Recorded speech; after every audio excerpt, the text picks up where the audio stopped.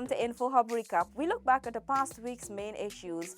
In our headlines, President David Granger confers national awards on top cop and Army's Inspector General. Guyana and Trinidad and Tobago signed energy sector MOU as part of two-day state visit by Trinidad and Tobago's Prime Minister Keith Rowley. Gaitai opens, and September 21 was nomination day for local government elections. These stories and much more in this week's InfoHub Recap. First, we tell you, Shulinab, this year's Indigenous Heritage Village, was a hive of activity at the weekend as President David Granger joined hundreds of residents and visitors in the South Rupununi to celebrate the activity there. Tiffany Rogers was also there. Let's take a look.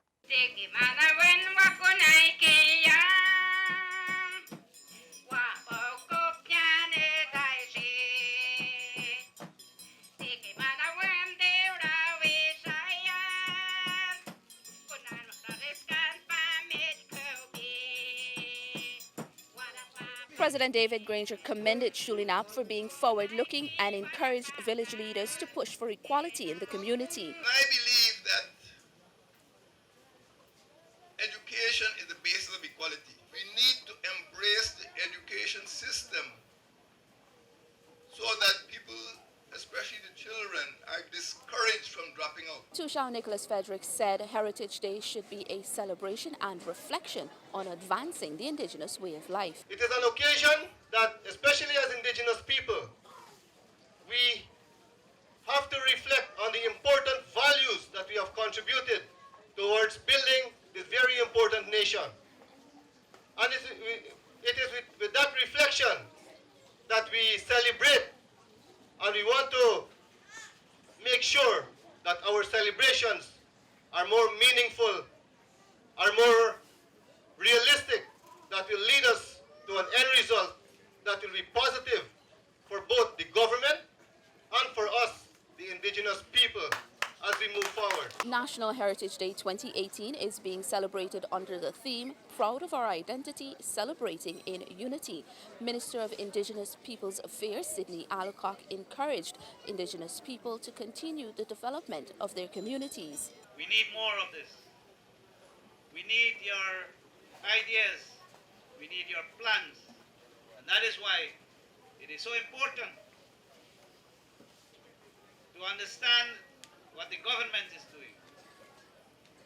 President again had asked that we have the village improvement plan developed. And this is what this young man was showing us. It means that the village councils must get in order. With senior videographer Kenyan Bacchus, I'm Tiffany Rogers reporting from Shulinab in the South Central Rupununi District in Region 9 for InfoHub. While visiting Region 9 at the weekend, President David Granger urged leaders to be attentive and ensure Venezuelans entering Guyana are legally settled. The head of state reminded that thousands of Venezuelans are fleeing to other countries to escape economic turmoil in their own country. He noted the possibility for a spillover into Guyana from the border shared with Brazil and urged indigenous leaders to be vigilant. We're not chasing anyone, but at the same time, we want to make sure that any settlement is done in an orderly and legitimate manner. A number of Venezuelans have already been settled in regions 1 and 7. The president said attentiveness is needed to ensure Venezuelans entering Guyana do not pose any health or security risks. So we have to be very cautious. So as we move forward, we mustn't make the mistake of ignoring some of the threats to our national security as well. I'm concerned about the safety of our citizens, and if there's any threat, we need to respond very quickly. A multi-agency task force has been established to ensure the legal settlement of Venezuelan migrants in Guyana. The Guyana Civil Defense Commission has also been providing food and other relief supplies to assist them. Reporting for InfoHub, Crystal Stahl. Berbice residents can help the Skeldon cogeneration power plant by sourcing biomass to power its facilities. Prime Minister Moses Nagamutu visited the power plant at the weekend and was given a tour. John Long, Operations and Maintenance Manager of the Skeldon Estate, explained that while the facility has the capacity to produce 40 megawatts of electricity, more resources are needed to exceed the current 13 megawatts produced. We're looking at sawdust, the rice husk, as I said, the wood chip, in the absence of the bagasse, which we're not getting at this point in time. Further down the road, we're looking at the same grass that we've planted, and that will enhance our operations a great deal, minus the fuel. The boilers were designed to use fuel at times. We do away with that. Long stated that currently they are purchasing biomass at a rate of $4,500 per ton where available, noting that the facility has its own transportation, which uplifts the material and delivers it to the estate, after which it is weighed.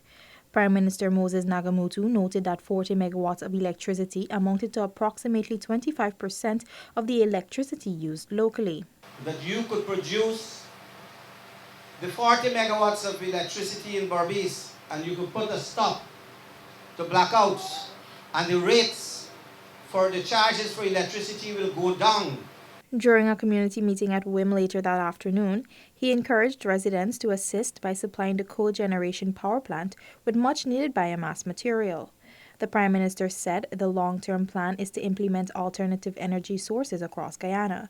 He explained that countrywide solar panel farms and wind turbines are being established to provide energy. Reporting from Skeldon Cogeneration Power Plant in Quarantine Berbice, with videographer Tejpal Bridgemohan and Arakan for InfoHub. The head of state attended Ebenezer Congregational Church on Sunday for the sanctuary's 175th anniversary and called on religious bodies to cooperate to arrest the issue of social decay. Here's that report. President Granger said the church should cooperate and collaborate with the Neighborhood Democratic Council, other churches and religious and civil society to arrest social decay. The church should return to its role as a social leader. It is already a credible organization in this community. It should utilize this public trust to solve public problems. And these problems abound.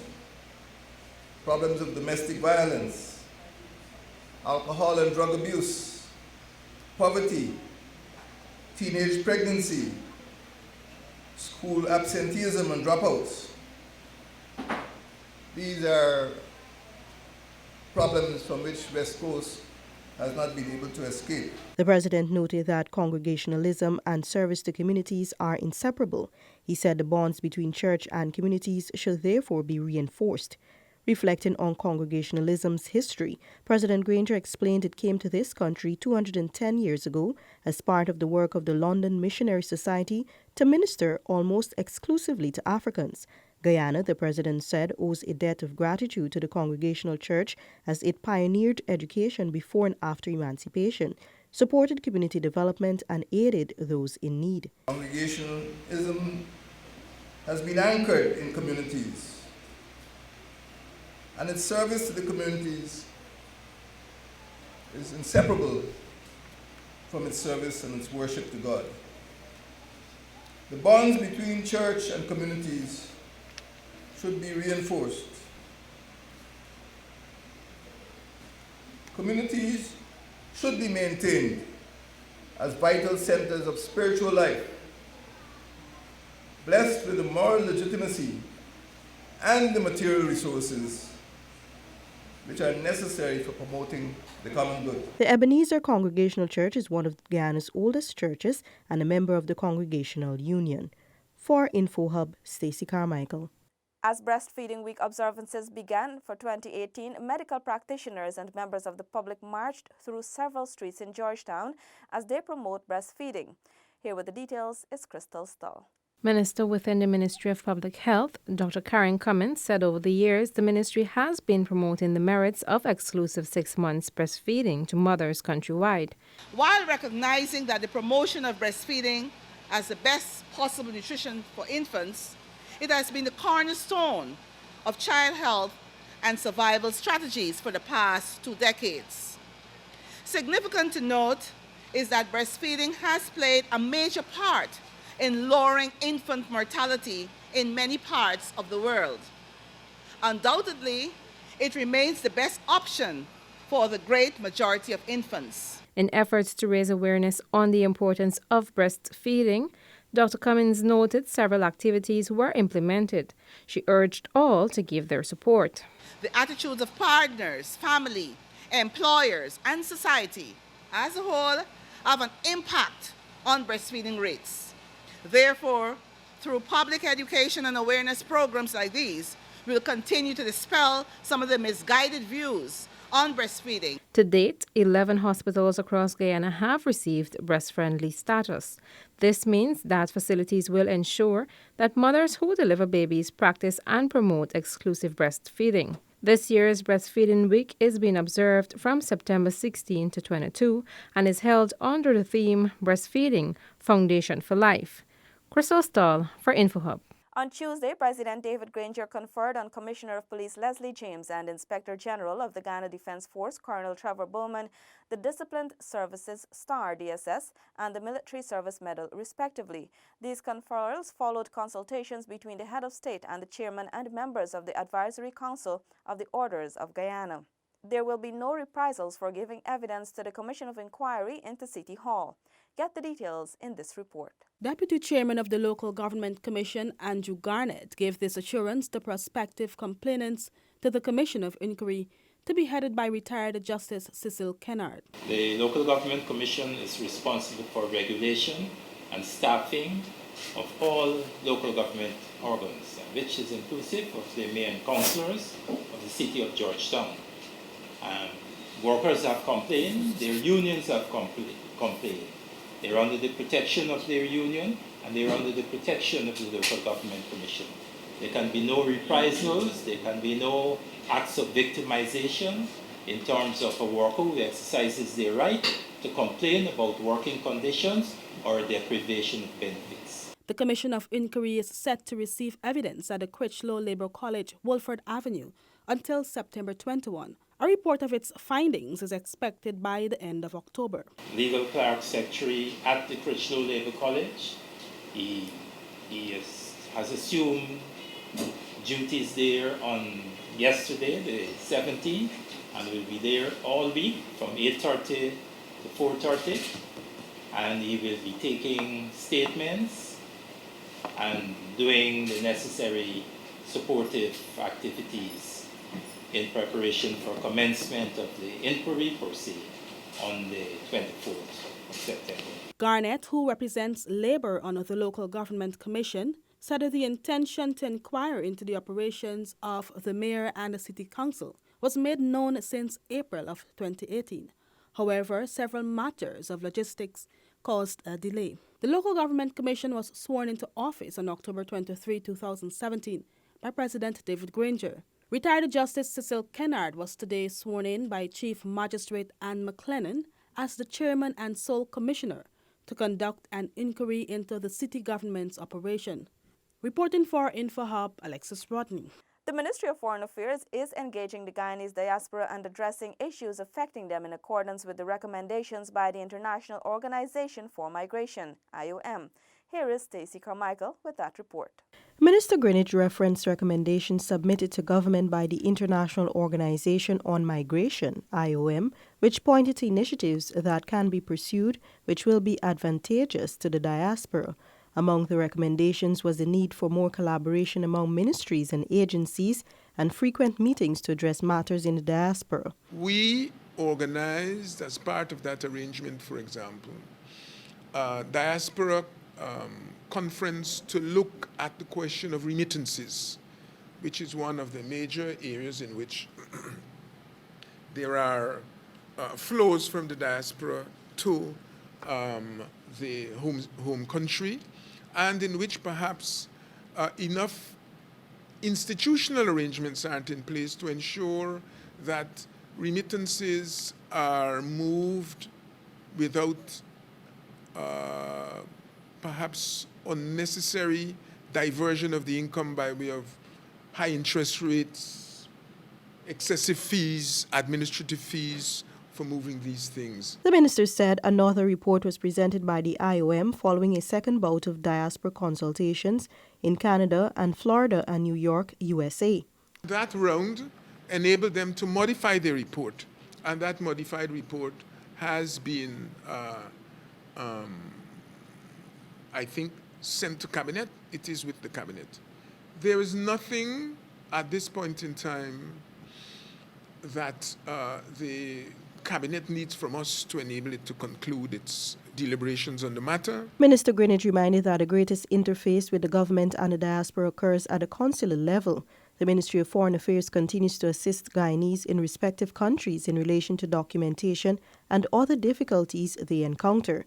During the Commonwealth Heads of Government meeting hosted in London earlier this year, Minister Greenidge was part of a team of ministers who participated in a meeting related to the problems with the Windrush generation. This is the diaspora that migrated to the United Kingdom prior to 1973, some of whom arrived there as British citizens and some as dependents of British citizens, and having lived there for over 40 years found themselves stateless for various odd reasons. For InfoHub, Stacey Carmichael. Marijuana use is still illegal and attracts penalties. Public Security Minister Kemraj Ramjatan cleared the air on this burning issue.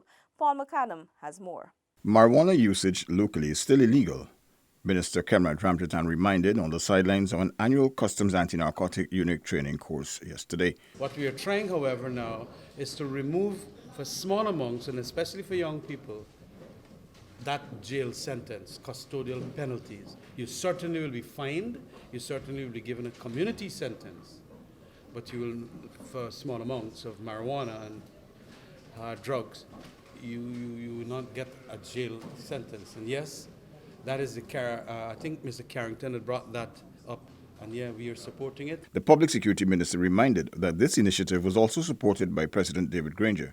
He added that the government has taken on board issues raised by the Caribbean community about marijuana usage. We're awaiting the CARICOM recommendations, set of recommendations, and also, well, that has now come out. And also, CARICOM is doing another public health, the implications on the health sector for smoking marijuana, even if it's going to be legalized. But I don't think we need all of that, because as a government, I believe that we would still, at this stage, not want to decriminalize marijuana smoking.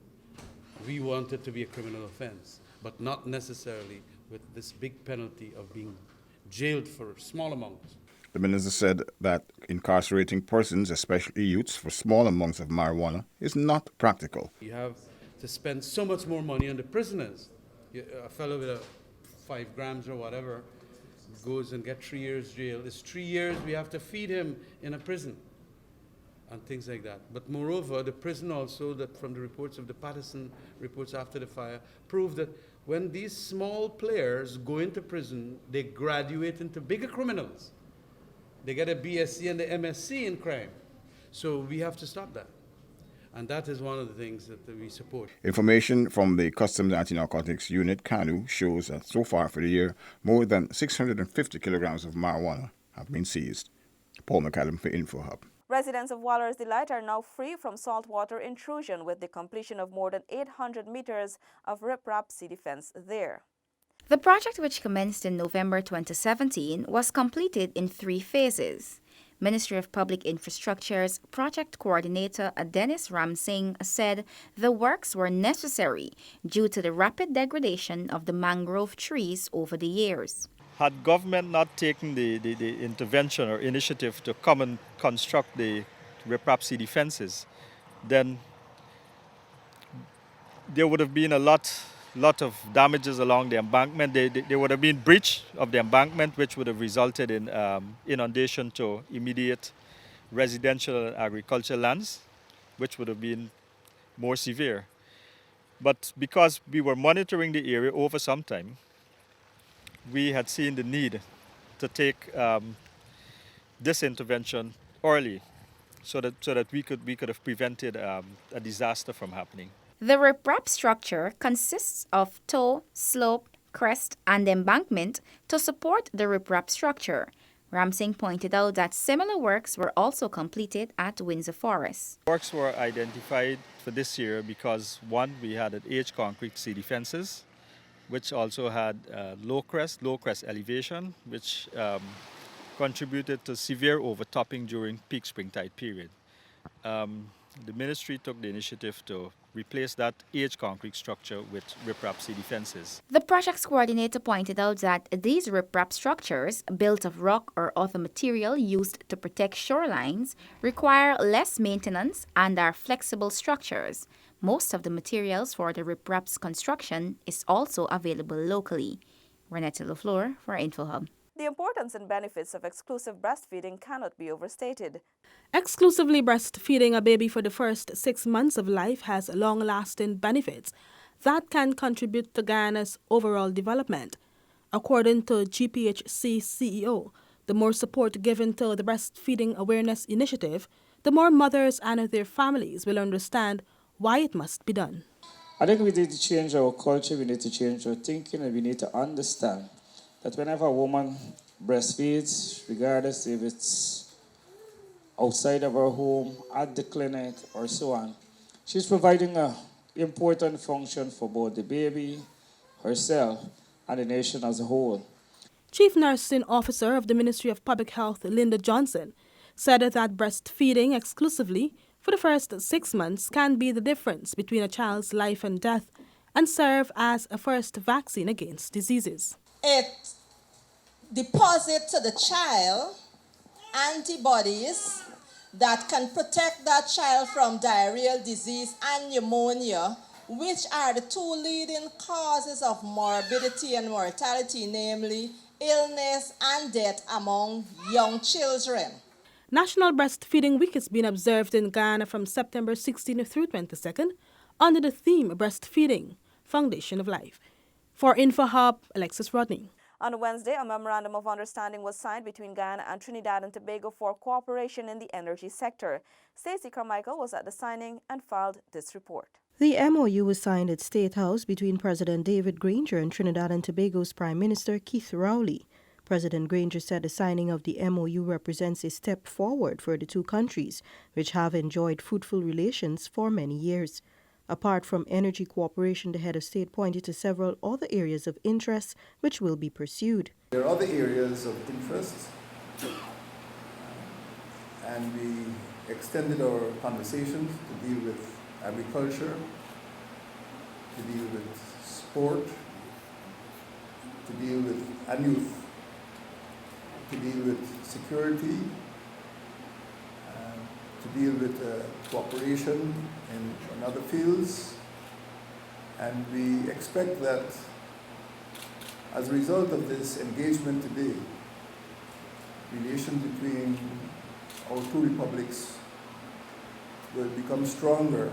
President Granger described the relationship between the two countries as a foundation for the Caribbean community, CARICOM. Trinidad and Tobago is one of the most developed countries in the Caribbean in terms of its economy, in terms of manufacturing, in terms of the exports, in terms of standard of living, in terms of education. And Guyana, of course, is the largest CARICOM state. We have abundant raw materials, natural resources, gold, diamonds, timber, manganese, bauxite. And we are confident that by collaborating, we'll be able to combine the natural resources of Guyana with the entrepreneurial expertise, capital, and investment from Trinidad and Tobago. Prime Minister Rowley, echoing similar sentiments, said the meeting represents the documentation of the two countries to do more in terms of neighborly relations for the economic benefit of both sides.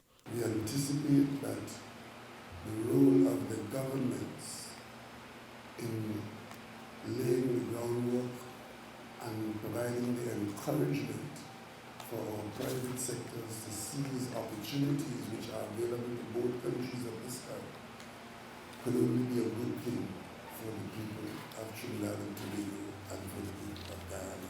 Minister of Foreign Affairs Carl Greenidge, Minister of Business Dominic Gaskin, Minister of Agriculture Noel Holder, and other senior officials from Guyana and Trinidad were present at the signing ceremony. The high-level Trinidad delegation is here for a 2-day state visit. For InfoHub, Stacey Carmichael. Business investors and consumers can now have quick and direct access to the legislations for the Completion and Fair Trade Act and the Consumers Affairs Act through the Competition and Consumer Affairs Commission (CCAC) newly launched website. CCAC Director Dawn Cush said apart from quick and direct access, the website aims to inform consumers and investors of their rights and obligations and boosting their confidence on the local market.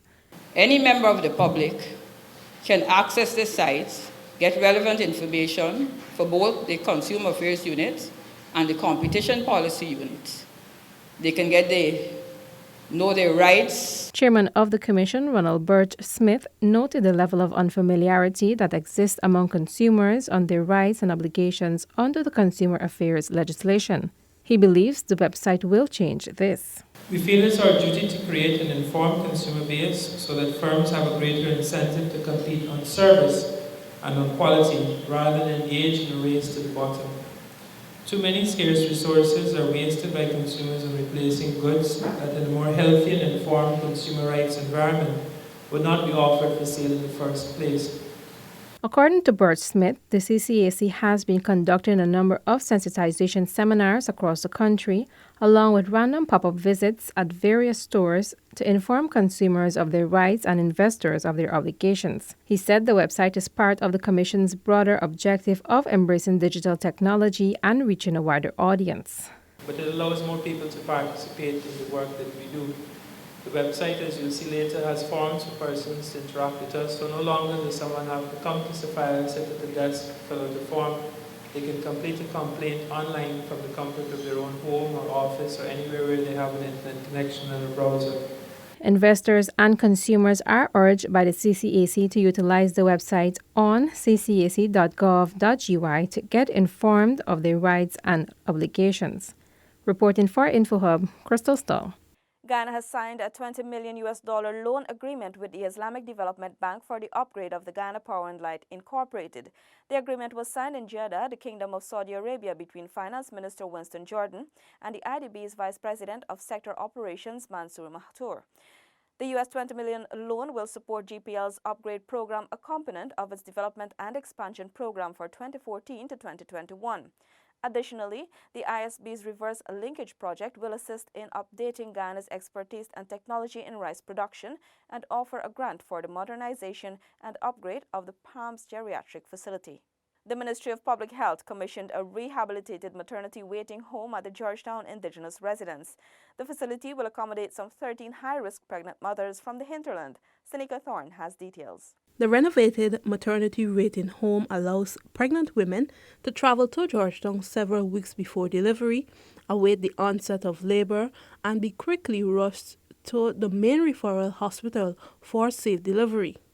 At the facility's commissioning, Minister Vola Lawrence said it is part of the government's strategy to end maternal, prenatal, and neonatal deaths. Our mandate is to increase access to health services and reduce maternal deaths by bridging the geographical barriers to access quality health care. Our goal is to provide the same level of care that pertains in the coastal regions in our hinterland regions. The project was executed by the Ministry of Public Health with Inter-American Development Bank funding. The facility is equipped with modern amenities such as beds and cupboards, a television set, microwave, and washroom facilities. Minister Sini Alikok described it as a significant achievement for the ministry as it endeavors to provide quality of services to the indigenous peoples. Today marks another milestone in the history of health care for indigenous peoples, hinterland peoples, and in a bigger sense, the Guyanese people. I would like to say to you that this is not the end, but we have to continue to work, we have to continue to understand, and we would love to hear your comments of how we could make things better for you. The $800,000 project began in January 2018. It is part of a $1.6 million project that will see several other facilities being furnished. Guyana now has 3 maternity waiting homes, one in Suddy Region 2, Georgetown Region 4, and Lethem in Region 9. Similar facilities will be constructed in Anai Region 9 and Maruka Region 1. Seneca Thorne, InfoHub. On Thursday, the private sector was urged by President David Granger to capitalize on the opportunities which will be created by Guyana's emerging petroleum sector. Find out more in this report. The inaugural Guyana Trade and Investment Exhibition, Gaitai, officially opened this morning at the Marriott Hotel. President David Granger, delivering the feature address, said Gaitai will advance Guyana's investment image and improve competitiveness. The Guyana Trade and Investment Exhibition, the launch of which we witnessed today, comes at a time of renewed efforts to re-energize Caribbean economies. The exhibition's theme, Made Locally, Trading Globally, and its objective of promoting export-ready firms and linking them with regional and international businesses are all consistent with objectives of economic integration in the Caribbean.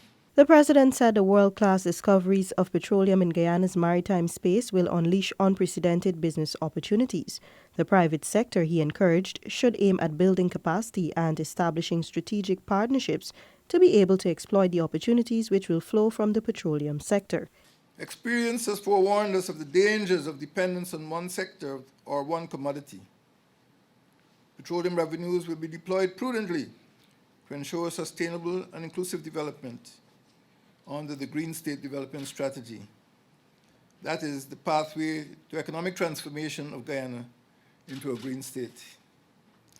Such a green state will emphasize the policies of preserving our biodiversity, protecting residents and economic sectors from natural hazards, promoting food security and promoting energy security, improving solid waste management, and adding value to local production. Minister of Business Dominic Gaskin said government expects that Gaitai will become a signature Caribbean trade fair. While this year we are focusing on linking Guyanese producers and service providers with international buyers, the longer-term vision is to link international exhibitors with international buyers and to create a forum for international trade right here in Guyana. Some 56 investors and 100 buyers and potential investors are participating in this year's Gaitai. With senior videographer Kwesi Wishart, Stacey Carmichael for InfoHub. Residents of the Palms Geriatric Home will now benefit from improved services with the commissioning of 3 lifts and a rehabilitated ward.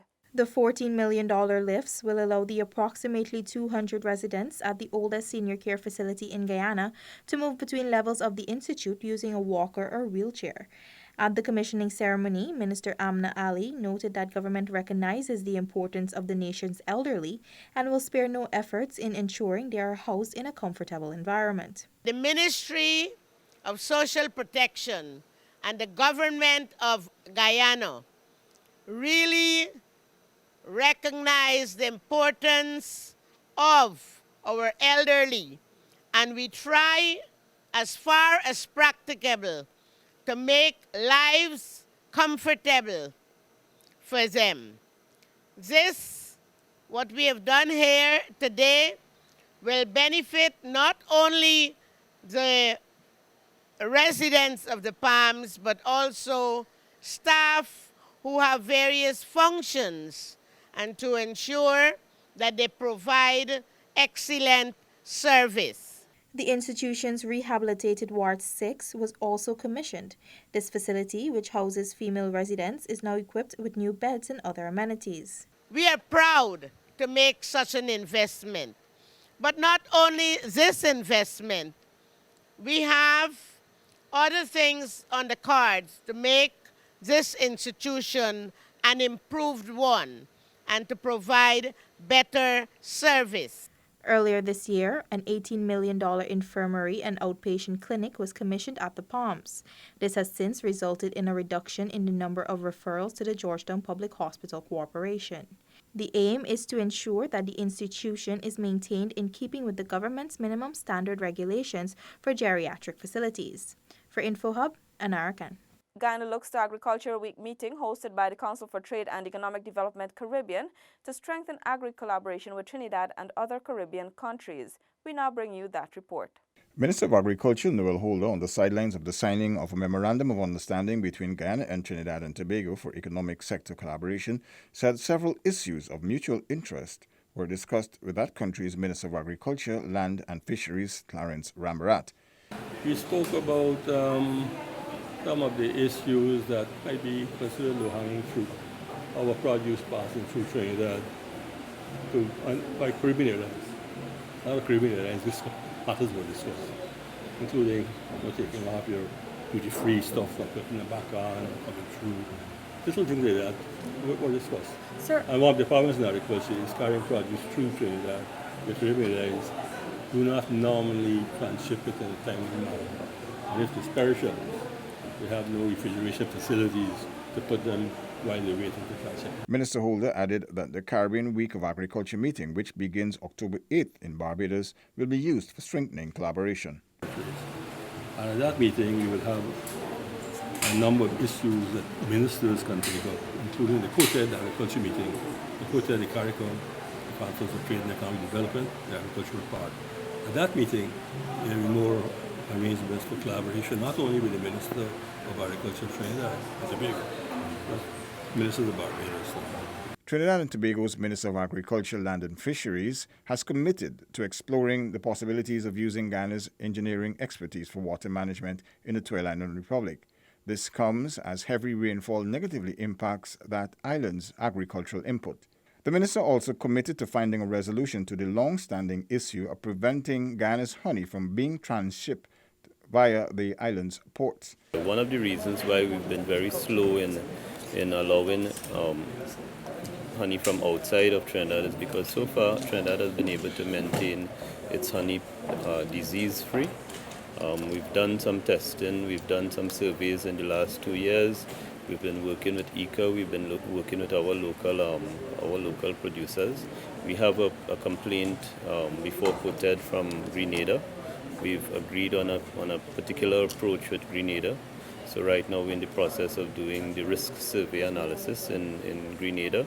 We'll do the same in Trinidad. We have CAFSA engaged on doing that, and we will move things along. President David Granger and Prime Minister of Trinidad and Tobago, Dr. Keith Rowley, yesterday signed an MOU for cooperation in the energy sector, amongst other issues. Paul McAdam for InfoHub. On Friday, Guyana's Honorary Consul in Mumbai, India, Dr. Ajinkya Patil, paid a courtesy call to Prime Minister Moses Nagamutu at his official Main Street residence, Georgetown. The countdown to local government elections stepped up another notch as contesting parties and candidates presented their lists to the Guyana Elections Commission officials. The minister spoke to InfoHub earlier today at the Critchlow Labour College. Political parties, voluntary groups and individuals submitted their list of candidates to contest local government elections on November 12th. Minister Balkan said he was excited about the state of local democracy. In the local government elections that will be held on 12th November, and it will mark the first time in the post-independent history of Guyana that successive local government elections are being held as legally or constitutionally due. Minister Balkan added that the election is historic for various reasons, including the frequency with which it is being held under the current administration and the framework used to guide the process. I've always had a deep conviction that the decentralized model of governance that it provides for, which, as I said earlier, is a rejection and a repudiation of winner takes all, is indeed one of the critical measures that will help us to achieve social cohesion. After being absent for 20 years under the former PPP administration, local government elections returned to Guyana in 2016. It is now being held for the second time in 3 years. Paul McAdam for InfoHub. You have been watching InfoHub Recap, where we share the past week's top stories. Goodbye.